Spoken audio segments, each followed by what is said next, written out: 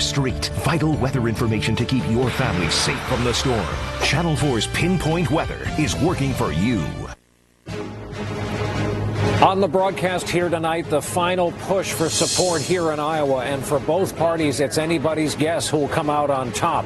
Oil hits $100 a barrel. What will it mean for gas prices and the U.S. economy? An unsolved mystery from 1971 gets a new look from the FBI. What happened to the man who disappeared into thin air? And the Kings of the Night back on the air, but will it be the same? Nightly News begins now. This is NBC Nightly News with Brian Williams. And good evening from Des Moines, Iowa, where the time until the true beginning now of the presidential election season can now be measured in hours. Tomorrow night, it will get underway. Iowans from all 99 counties in this state will begin to gather over coffee. They will caucus, and their choices may change this nation's political path. In plain English, the political situation here in Iowa is all over the place, and so are the candidates for that matter. The polls show different leaders, both here and nationally. One leading candidate left here today to tape The Tonight Show with Jay Leno. Yet another is on Letterman tonight. This is the all-out sprint to the finish now. The time to close the deal, fire up the rallies, get out the caucus goers, and hope for a boost leading into New Hampshire in just a few days' time. Our NBC News political team is here with us on the ground tonight. We begin just behind us here in the convention center with NBC's David Gregory. He is covering the Republican race. David, good evening. Good evening, Brian. Well, on the eve of the first vote of this campaign, the Republican field is unsettled, disunited, and looking for caucus goers here in Iowa to lift up a frontrunner. Pella, Iowa woke up to frigid cold and a final day to weigh its choice for president.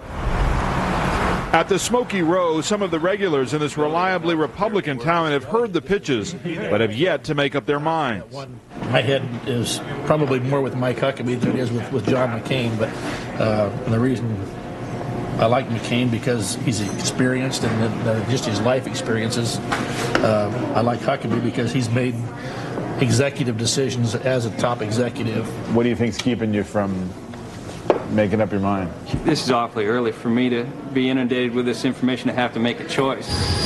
Barnstorming the state, the candidates are making a final pitch. The message, show up. And if you've got friends or neighbors that won't vote for me, put all your snow in their driveway and don't let them out tomorrow night. You're not running as the average Republican. You've got a slightly different appeal. I want to help change our party. I want us to be the party of small business. I want us to be the party that really understands middle-class Americans and the struggle that they're going through. That's who I came from. Huckabee left the trail today for Hollywood, an appearance on The Tonight Show with Jay Leno. Frankly, my focus is on the caucuses here in Iowa. I think Mike is more concerned about the caucus in Los Angeles. As Mitt Romney crisscrossed the state today, NBC's Ron Allen was with him. Today, Romney flew to 4 Iowa cities to meet with key groups of supporters. His message was all about the importance of turnout at the caucuses. He probably has the best organization here in Iowa, and he's still hoping it can put him over the top. Tonight, the Romney team is increasingly worried about Arizona Senator John McCain. He comes back to Iowa tonight, and he is running in a dead heat with Romney back in New Hampshire. Brian? All right, David. Thanks, David Gregory, on this red-hot Republican race. And on the Democratic side, Barack Obama, Hillary Clinton, John Edwards have been virtually tied, according to some of the late polling going on surrounding this race. And with just hours to go, it is really anybody's guess who will end up finishing first there. Andrea Mitchell here with us is covering the Democrats. Andrea. Good evening, Brian. Tonight, the Democratic frontrunners are in a frantic drive to rally supporters and win over converts. It's amazing, seriously. Yeah.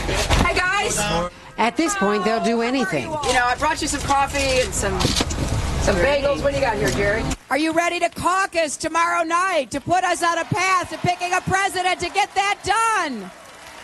For the Clintons and the others in these closing hours, it's a family affair. Nice to meet you. Thank you for being here. I love the yellow. John and Elizabeth Edwards campaigned all night. 16 stops, 36 hours, nearly 1,000 miles, drawing enthusiastic crowds even at 2 in the morning. It's a fight for family farmers, it's a fight for the middle class, and it's a fight against corporate greed. How many people here definitely plan to caucus tomorrow? Raise your hands. That's what I'm talking about. Barack Obama is counting on independents, according to NBC's Lee Cowan. The Obama campaign says they are energized not only by the size of the crowds, but also their enthusiasm. And they point out that if there are so many people who say that they're first-time caucus goers that are turning out at midnight rallies and early in the morning in this bitter cold, that's a pretty good indication of their commitment. All the candidates are relying on ground troops, precinct captains like Monica Green, a lifelong Republican who twice voted for George Bush, now canvassing for Obama. We haven't fully decided. I think my husband will probably be John Edwards. Okay. And I am split either Edwards or Obama. What do your kids say to you? In the beginning, they would call me and say, "Who are you? You raised us to be Republicans. I don't understand." And I just keep saying, look at the problems in the world and look at who you think is going to be able to solve these problems. And just so supporters know what's at stake, tomorrow night, the future of the free world is riding on your shoulders. Don't feel any pressure. And with Huckabee taking time out to go on the Jay Leno show, The Tonight Show, Hillary Clinton took time today to tape a cameo on David Letterman's show, reaching out to voters beyond Iowa. Brian? All right, Andrea Mitchell on the Democratic side of this race. Andrea, thanks. All of this brings us right back to our Washington Bureau Chief, moderator of Meet the Press, Tim Russert, with us here on our set here in the Convention Center in Des Moines. Tim, you've been going to several events. You've been on the ground for a few days. You met with just about every camp in this race today. You told me earlier 2 qualities stand out. Intensity and uncertainty. Intensity. Brian, the amount of money that's been spent, and you see in those pieces from David and Andrea, the husbands are here, the wives are here, the children are here, the parents are here. People are pouring so much into this.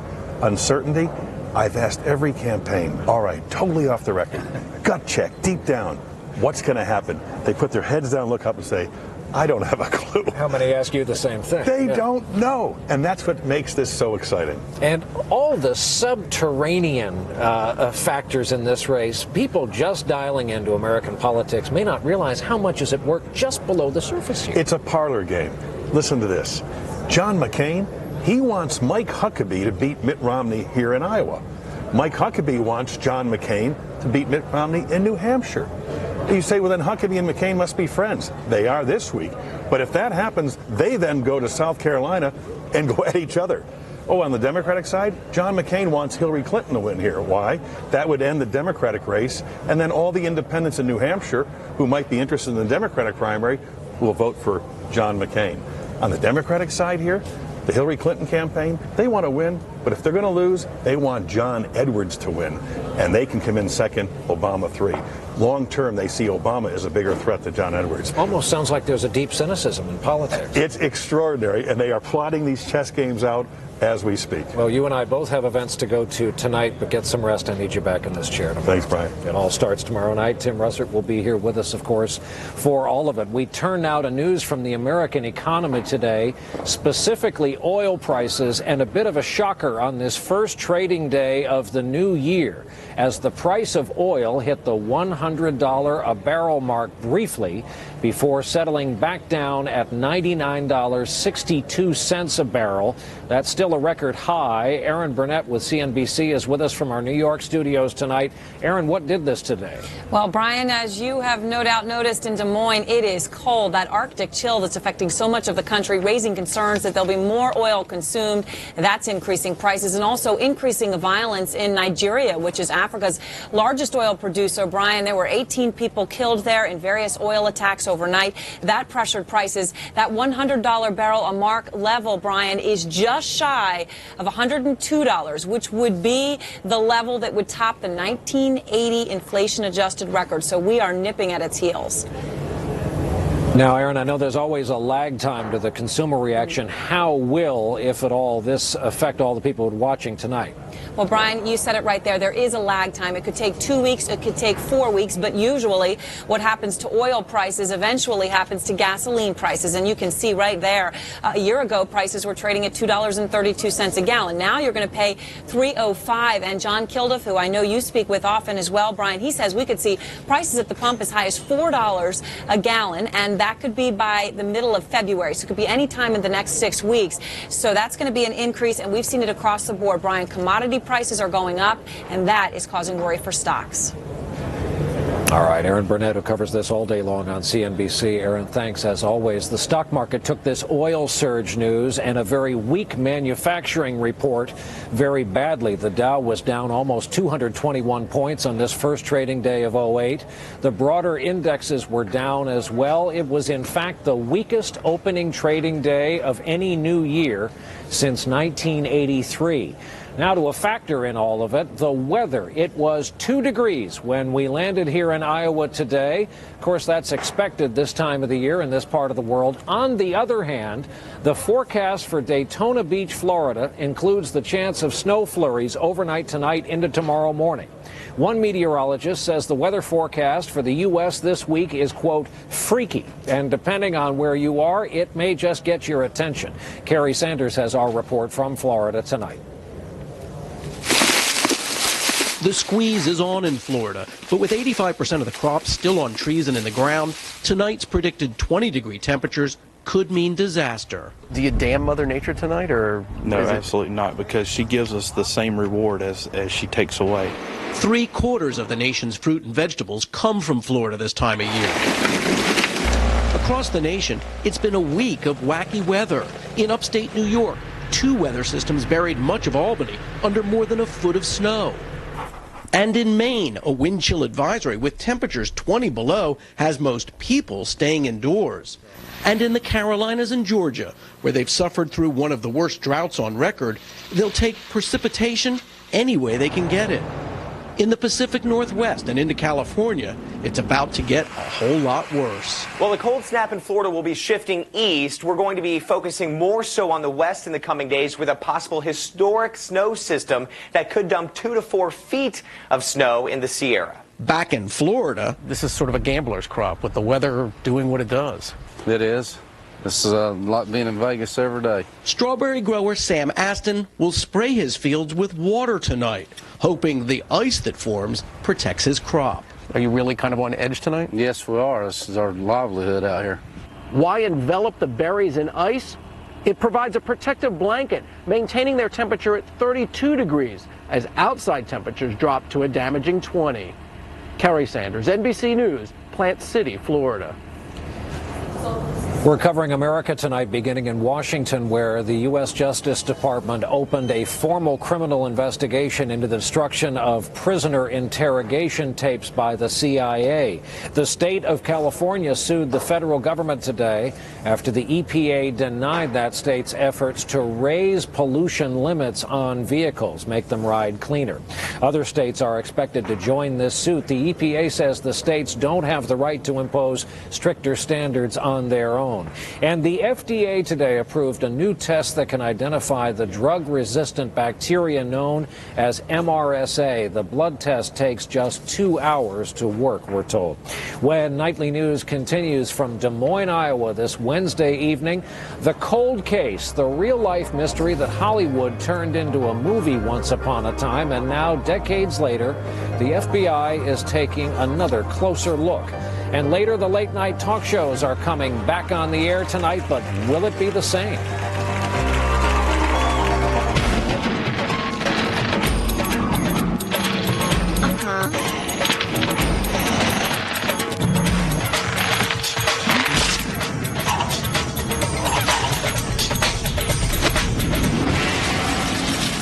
Glad Force Flex trash bags are so strong. One bag is all you need to pick up the pieces from even your biggest disasters. Where do you want the piano? Get Glad Force Flex and find out why 7 out of 10 consumers prefer it over the other leading brand. Is that the hearty chicken rotini diet? It's the Manhattan clam chowder diet. It's different. It's the turkey noodle diet. It's working for you. Counting calories never tasted better because 25 of your favorite Progresso soups are 100 calories per serving. Is that chicken and wild rice? Yes. If you have high blood pressure like me and get a cold, you need cold medicine with a heart. Only Coracetin HBP has a heart right on the box. It's the only cold brand that won't raise your blood pressure. Coracetin HBP, powerful cold medicine with a heart. Winter can be beautiful. It can also leave skin itchy and dry. Discover Aveeno Skin Relief Lotion. The triple oat formula is shown to provide 90% improvement in the relief of itchy, dry skin. Take the itch out of your winter. Aveeno Skin Relief Lotion. Steaming. It's never been used like this before. We used a new way of steaming to create cafe steamers. This new and unique steam cooker lets you lock in all the naturally fresh flavors by steaming in your microwave. Try new Healthy Choice cafe steamers. Oh, this is fantastic. Would you like to be a Publishers Clearinghouse winner tomorrow? And no makeup. Oh. Now you can, because at PCH.com, there's a new winner every day. You're kidding. You could even win $5,000 a week, every week, for the rest of your life. Go to PCH.com, enter today, win tomorrow. I want. Or enter by mail. You could win $5,000 a week, every single week, for life. We're back here tonight with what has become a trivia question of sorts in modern American history. Who was D.B. Cooper? The answer to that question has remained a mystery for 36 years, ever since a man known as D.B. Cooper hijacked a Boeing 727 and parachuted out the back with a pile of stolen cash. He disappeared, but he hasn't been forgotten, and tonight one FBI agent in particular now hopes to crack what has long been a very cold case. Our justice correspondent Pete Williams has more. The FBI is hoping new eyes on this once tightly held evidence can help solve an airline hijacking that captivated the nation's attention more than 3 decades ago. A man calling himself Dan Cooper bought this ticket to Seattle the night before Thanksgiving, 1971. Claiming to have a bomb, he demanded money and parachutes. He released the passengers in Seattle, but ordered the crew to take him on to Mexico. Once airborne again, he walked to the back of the plane and jumped out with $200,000 cash. Now the FBI is looking for public help to crack the case, posting new investigative details and pictures on its website, FBI.gov. It's the idea of FBI agent Larry Carr, who's fascinated with the Cooper mystery. When I have 2 seconds of spare time to give to anything, I reach over and I grab one of the files and I take a look through and see what I can find and what I can come up with. Among the details, the FBI says the man claiming to be Cooper was not an experienced jumper. He left behind this fully working parachute, failing to notice that one of those he took was sewn shut. And this clip-on JCPenney necktie he left in the plane bore traces of his DNA. That helped the FBI rule out this man, Dwayne Weber, who claimed to be Cooper. Agents say they have ruled out 2 others, Richard McCoy and Kenneth Christensen, a man recently mentioned as a possible Cooper. And the FBI says analyzing the probable flight path suggests that he had no accomplices on the ground. He jumped at an apparently random point from 10,000 feet, but cloud cover below would have blocked his view. Agent Carr acknowledges this public appeal is an unusual step. No one's ever gone about it in this fashion, and so I'm going to give it a try. Hoping to jog some memories of the nation's only unsolved airplane hijacking. Pete Williams, NBC News, Washington. We'll be back in a moment from here in Des Moines, Iowa, with the latest from a part of the world where democracy may be falling apart. There was chaos in the streets today and a new warning tonight for Americans who may be at risk.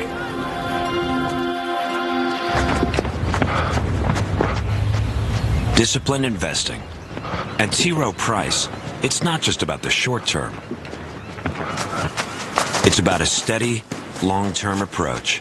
For each 3, 5, and 10-year period, over 70% of our mutual funds beat their Lipper average. Low-cost mutual funds from T. Rowe Price. Invest with confidence. Request a complete prospectus or profile with investment objectives, risks, fees, expenses, and other information to read and consider carefully before investing.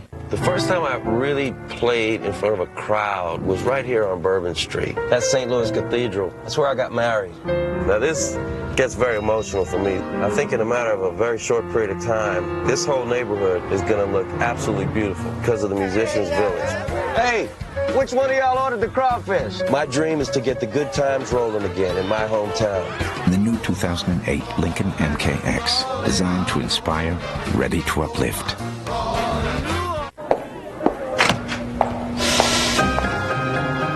If you often feel trapped by diarrhea, there's a fast way out. Imodium 80 Easy Chews. They dissolve quickly, they work quickly. Open up your life. Fast-acting Imodium 80 Easy Chews. This is the way Afrin gets rid of your congestion. You like this. You use Afrin once, And you're like this all day. Nothing relieves congestion better. So why suffer? When there's the 12-hour relief of Afrin.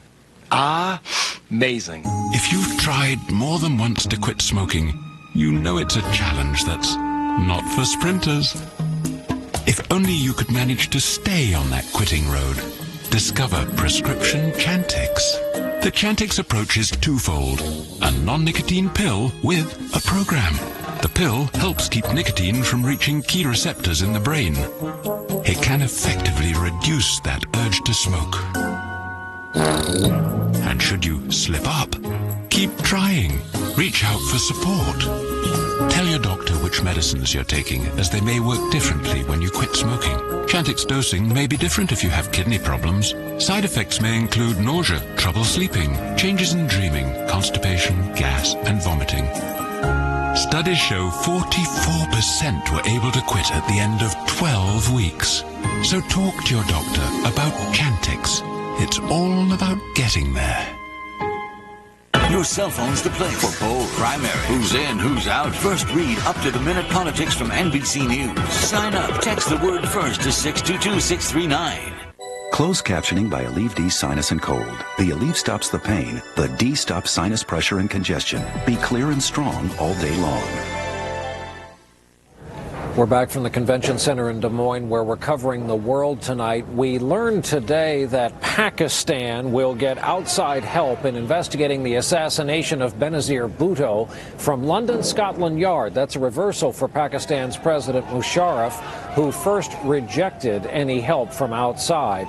And as unrest in Kenya continues tonight, a new warning for American citizens there. The U.S. Embassy in Nairobi is saying Americans should stay indoors tomorrow amid fears that a planned protest rally could trigger a violent confrontation. All of this a result of the presidential election there. As NBC's Martin Fletcher reports from Nairobi tonight, Kenya's democracy itself may be at risk. Kenya's chaos started here. Kibera, the biggest slum in Africa, home to 1 million people. The people here furiously accused the president of rigging his election last week. Today we were warned, Kibera is too dangerous to enter. We may want to interview somebody if we can. In fact, the people wouldn't stop talking. No, Raila, no peace. Raila is our president. The people's president. They believe opposition leader Raila Odinga was cheated out of the election and that only he can save them. We are suffering a lot. We have kids, they don't eat. They don't even bathe. They don't have food. We are just suffering because of one man called Kibaki. We want Raila back. He won. Let me die because we need a better life. How is your life here? Look how we are. Why are you leaving here with all your things?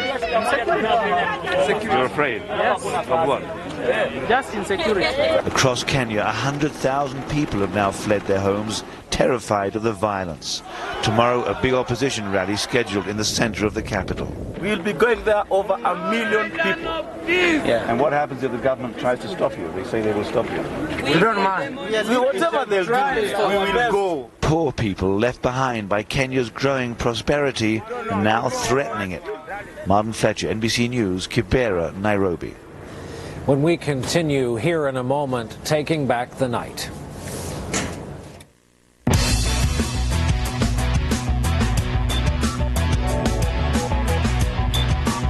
Fidelity is America's #1 IRA choice.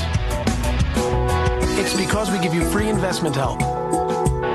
We don't charge IRA account fees. And we have more 4- and 5-star funds than any other company, all with no loads.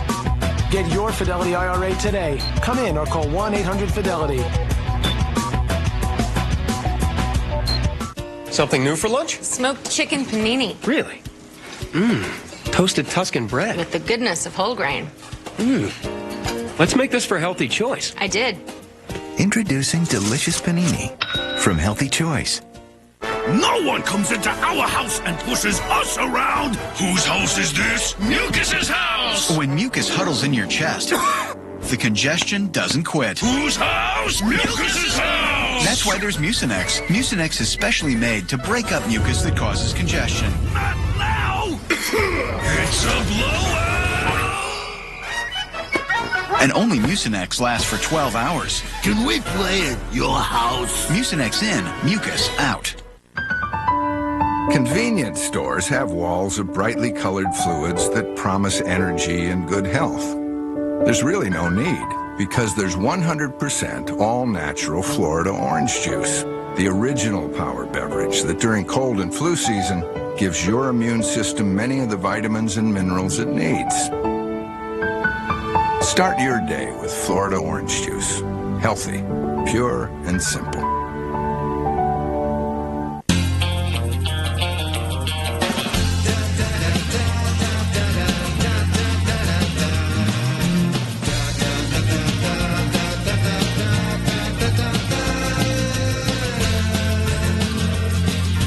There's a place called Hidden Valley, where kids not only eat their vegetables, they can't get enough.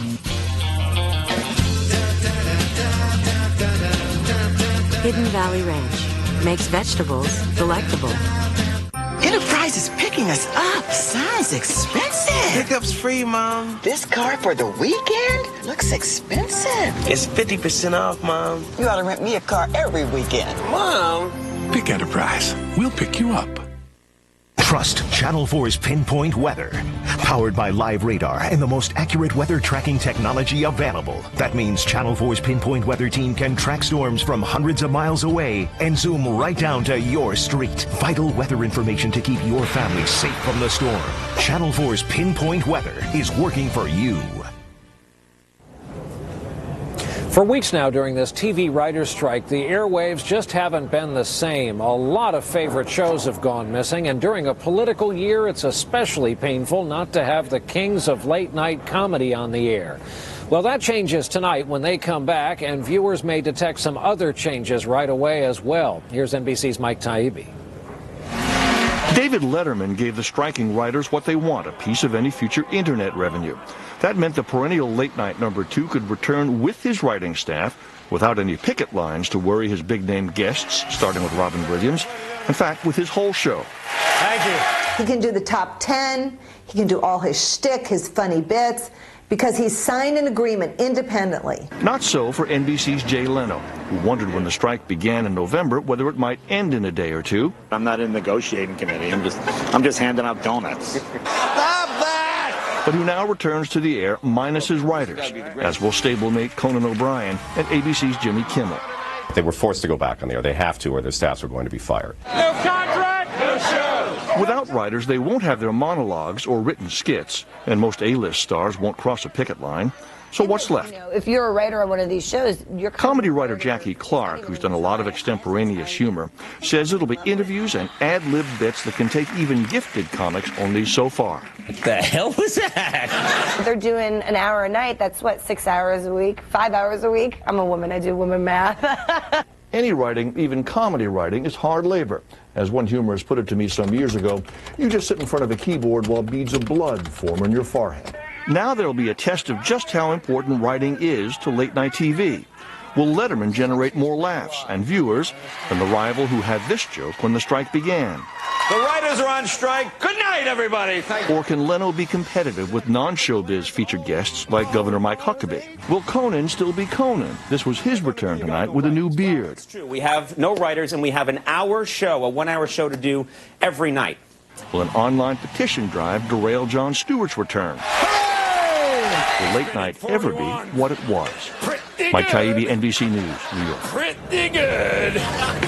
That is our broadcast for this Wednesday night. Thank you, as always, for being with us. I'm Brian Williams, reporting tonight from Des Moines, Iowa. We hope to see you right back here tomorrow night for the start of the Iowa caucuses. Good night.